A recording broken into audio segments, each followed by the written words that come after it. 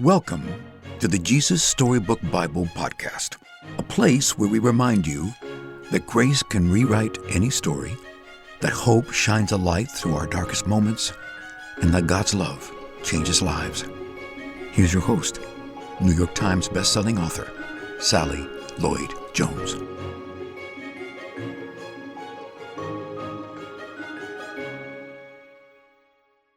Hello, I'm Sally Lloyd-Jones, author of the Jesus Storybook Bible, which tells the story of God's wonderful, never stopping, never giving up, unbreaking, always and forever love. Welcome to the show. So it's Christmas week, which is extremely exciting. And so to celebrate, we thought, why don't we do something a little bit different? What if I read you some Christmas stories? So that's what we're going to do. But before I read them to you, I wanted to share this beautiful quote I just came across. It's from someone called Hamilton Wright Mabie. Blessed is the season which engages the whole world in a conspiracy of love. Christmas is a season which engages the whole world in a conspiracy of love. I thought that was so beautiful, don't you? So Christmas, that great conspiracy of love, it's all about what God did to show us he loves us, no matter what. It's about how he moved heaven and earth to be near us always. It's what he did because he just can't stop loving us. So I hope that whether you're all grown up or you're a child, that you'll be able to settle back and listen like a child, because we are all loved by God, our Father, and he speaks to us in the lyrical language of a father speaking to his child. So let the beautiful story of Christmas fill your hearts, and remember this great conspiracy of love as we go through the season. So here we go. I'm going to read to you from the 3 Christmas stories you'll find in the Jesus Storybook Bible. And as a favourite radio programme in the UK used to say, it's a children's programme, Read with Mother, it said, "If you're sitting comfortably, then we'll begin." He's here. The Nativity from Luke 1 and 2. Everything was ready. The moment God had been waiting for was here at last. God was going to come and help his people, just as he promised in the beginning. But how would he come? What would he be like? What would he do? Mountains would have bowed down, seas would have roared, trees would have clapped their hands. But the earth held its breath. As silent as snow falling, he came in. And when no one was looking, in the darkness he came. There was a young girl who was engaged to a man named Joseph. Joseph was the great-great-great-great-great-great-great-great-grandson of King David. One morning, this girl was minding her own business when suddenly a great warrior of light appeared, right there, in her bedroom. He was Gabriel, and he was an angel, a special messenger from heaven. When she saw the tall, shining man standing there, Mary was frightened. "You don't need to be scared," Gabriel said. "God is very happy with you." Mary looked around to see if perhaps he was talking to someone else. "Mary," Gabriel said, and he laughed with such gladness that Mary's eyes filled with sudden tears. "Mary, you're going to have a baby, a little boy. You will call him Jesus. He is God's own son. He's the one. He's the rescuer. The God who flung planets into space and kept them whirling around and around, the God who made the universe with just a word, the one who could do anything at all, was making himself small and coming down as a baby." Wait, God was sending a baby to rescue the world? "But it's too wonderful," Mary said, and felt her heart beating hard. "How can it be true?" "Is anything too wonderful?" for God?" Gabriel asked. So Mary trusted God more than what her eyes could see, and she believed. "I am God's servant," she said. "Whatever God says, I will do."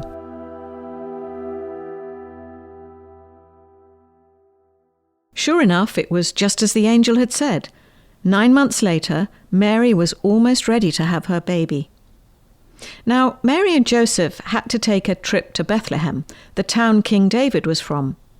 But when they reached the little town, they found every room was full, every bed was taken. "Go away," the innkeepers told them.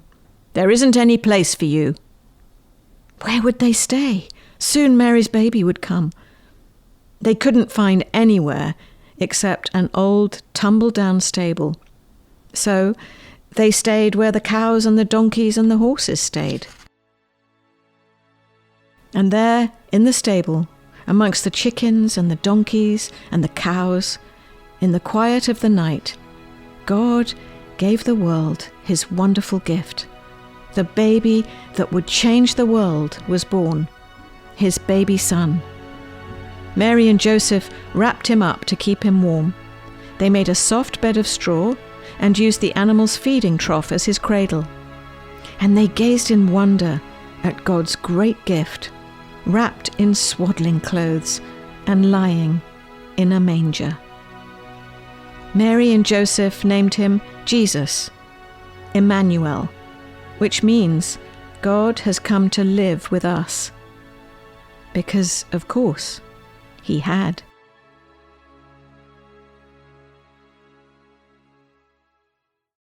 The light of the whole world.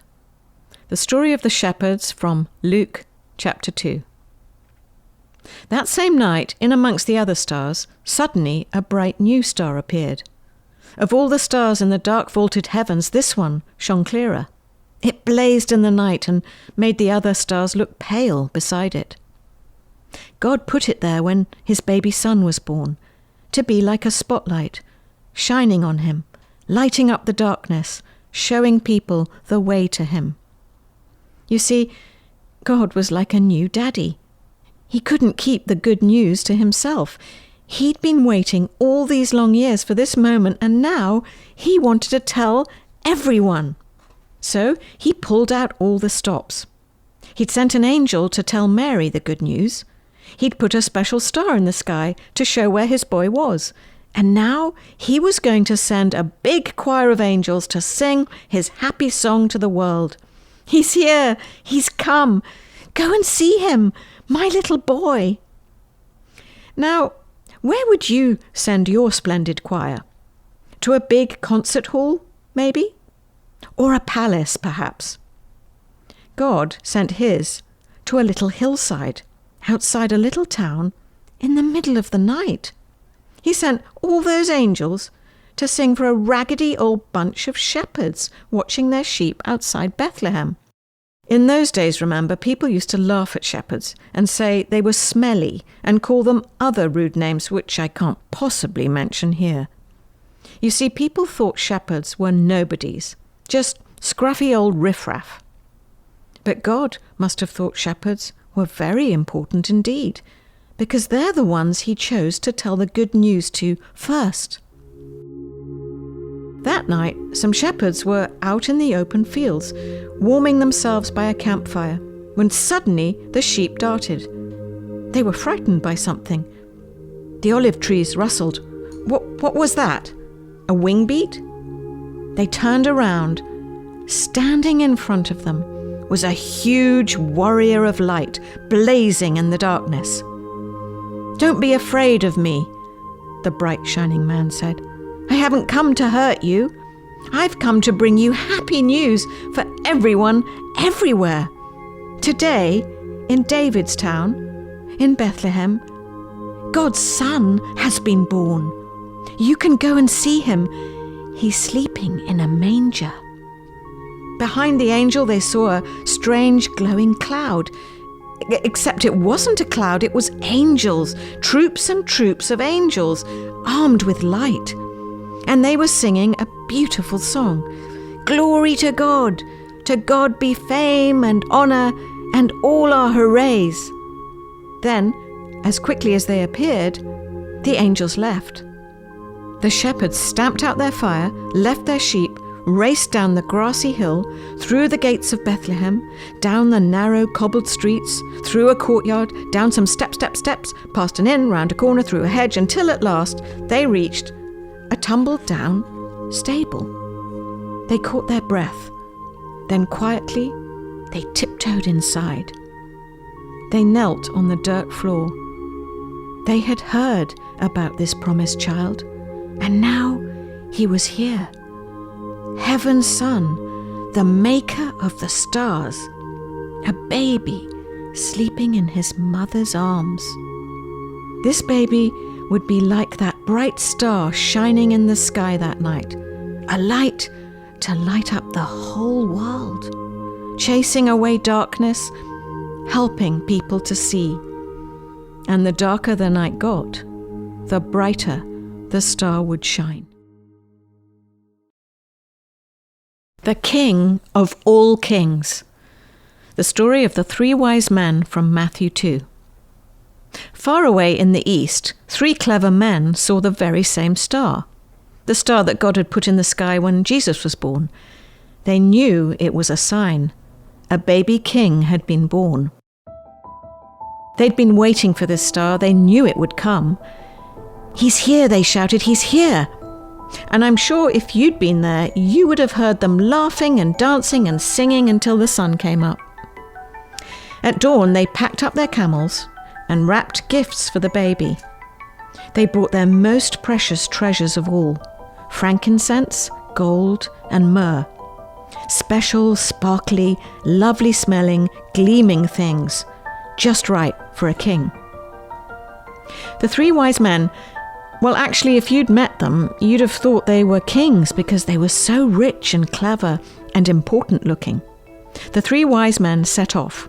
They rode their camels across endless deserts, up steep, steep mountains, down into deep valleys, through raging rivers, over grassy plains, night and day and night, for hours that turned into days, that turned into weeks, that turned into months and months, until at last they reached Jerusalem. Jerusalem was by far the most important city for miles around, and as anyone can tell you, that's where a palace would be, and kings are born in palaces. So that's where they went. But they were in for a surprise. They went to see King Herod. Surely he'd know where this baby was. But he didn't. In fact, he didn't like the sound of a new king. It made him cross. He didn't want anyone to be king except him. But Herod's advisors told the 3 wise men what was written in their books, what God had said about the baby king. "Go to Bethlehem, that's where you'll find him." Suddenly the star they'd seen in the east started moving again, showing them the way. So the 3 wise men followed the star, out of the big city, along the road, into the little town of Bethlehem. They followed the star through the streets of Bethlehem, out of the nice part of town, through the not-so-nice part of town, into the really not very nice at all part of town, down a little dirt track until it stopped, right over a little house. But wait, it wasn't a palace. And there weren't any guards or servants or flags or red carpets or trumpets or anything. Did they get it wrong? Or was this what God meant? Sure enough, in that little house, there, sitting on his mother's knee, they found him, the baby king. The 3 men knelt before the little king. They took off their rich royal turbans and gleaming golden crowns. They bowed their noble heads to the ground and gave him their sparkling treasures. The journey that had begun so many centuries before had led 3 wise men here, to a little town, to a little house, to a little child, to the king God had promised David all those years before. But this child was a new kind of king. Though he was the Prince of Heaven, he had become poor. Though he was the mighty God, he had become a helpless baby. This king hadn't come to be the boss. He had come to be a servant. You can get the Jesus Storybook Bible wherever books are sold. To find out more about the book and all of Sally's other books, please visit Sally at SallyLloyd-Jones.com and follow her on Instagram at Sally Lloyd-Jones and at Jesus_Storybook_Bible. Before we go, don't forget, God loves you with a never stopping, never giving up, unbreaking, always and forever love.